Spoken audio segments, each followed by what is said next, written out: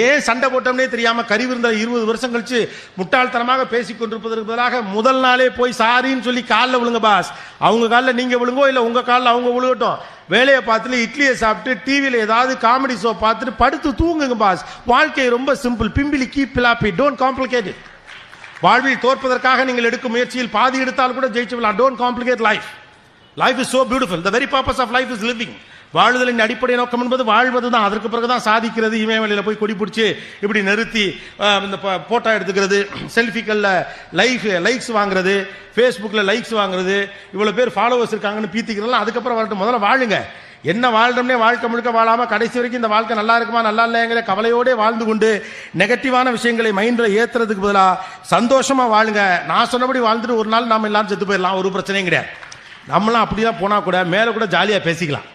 சூப்பர்ல மச்சான், நீங்களும் சூப்பராக வந்தீங்க, நானும் சூப்பராக வந்தேன். வாங்க செகண்ட் இன்னிங்ஸ்